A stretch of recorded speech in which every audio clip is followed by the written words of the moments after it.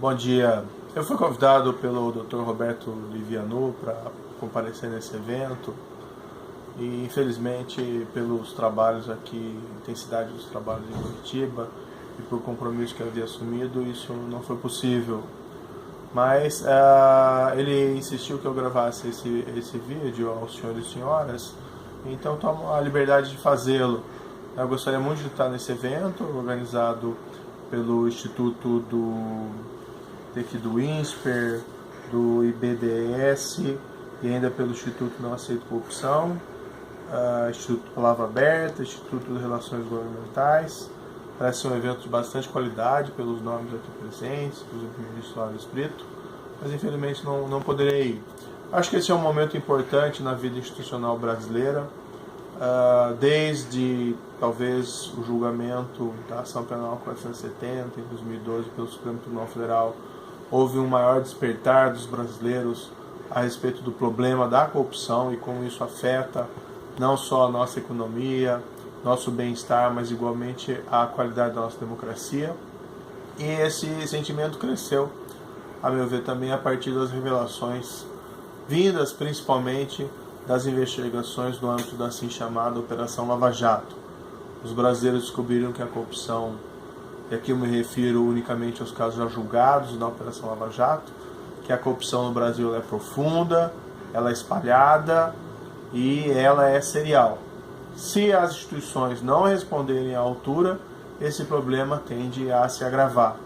Em parte, como ilustra a própria Ação Penal 470 e também como ilustra a Operação Lava Jato e outros casos que têm aparecido por aí, é possível apresentar respostas, sim, para essas questões. E as respostas têm que ser múltiplas. No âmbito da justiça criminal, os processos têm que ser efetivos.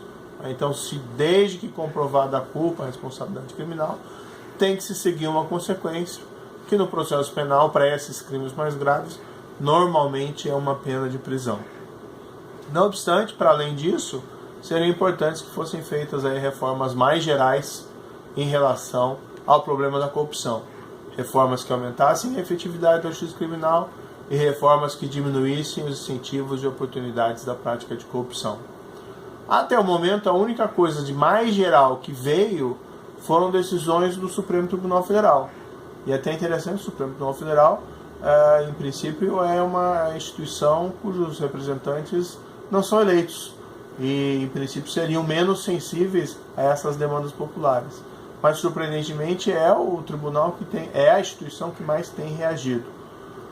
De destaque, a decisão do Supremo Tribunal Federal de permitir que, a partir de uma decisão de uma corte de apelação, de uma condenação criminal para uma corte de apelação, se possa executar a pena. Essa decisão foi tomada em julgados do Supremo Tribunal Federal em 2016. O primeiro deles, a lavra do saudoso ministro Teori Zavascki. Eu acho que é um grande legado jurisprudencial do ministro. O Supremo teve a oportunidade de reiterar o entendimento ainda em 2016, em ação declaratória de constitucionalidade, dessa feita da relatoria do ministro Edson Fachin. Enfim, essa foi a principal mudança, né? Porque se você tem um processo penal que tem por objeto crimes graves e ele nunca chega ao fim com nenhuma resposta, na prática você tem impunidade. Até a gente compreende quem defende a exigência do trânsito em julgado, mas a exigência do trânsito em julgado num sistema de prodigalidade de recursos e processos que nunca terminam é impunidade.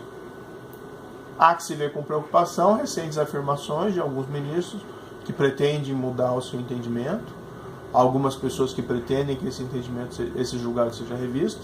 Eu acho que é prematuro dizer que isso vai acontecer, mas seria evidentemente lamentável que isso ocorresse, não só pelo impacto que isso teria nesse enfrentamento da corrupção meritório que tem ocorrido nos últimos anos, inclusive da parte do Supremo Tribunal Federal.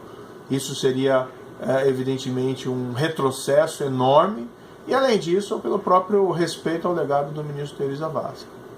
Mas, para além dessas questões criminais, como eu disse, preciso mudar, preciso que nossas lideranças políticas sejam mais sensíveis a esse tema, e, para isso, são importantes eventos como esse, em que pessoas qualificadas como os senhores e senhoras discutam esses temas sobre corrupção, seja tratando do aspecto das leis penais, seja tratando aí das questões de legislação eleitoral, seja tratando aí sobre questões da lei de improbidade, o que é algo muito significativo. E também discutir, isso é muito relevante, o papel da imprensa. A imprensa brasileira tem tido um papel muito importante no que se refere ao enfrentamento da corrupção, não só pela característica dela hoje muito arraigada de produção de matérias, de jornalismo investigativo, isso auxilia muito a descoberta desses crimes, mas igualmente porque a mídia tem dado um suporte muito significativo a esses trabalhos do judiciário mais fortes contra a corrupção.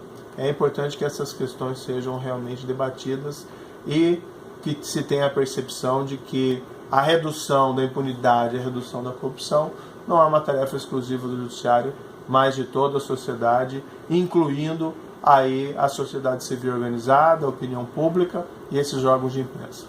Desejo aos senhores e senhoras que tenham aí um dia proveitoso para o debate desses temas e mais uma vez eu lamento que não tive a oportunidade aí de me juntar aos senhores e senhoras. Seria muito proveitoso para mim mesmo, mas realmente não foi possível. Um abraço para todos.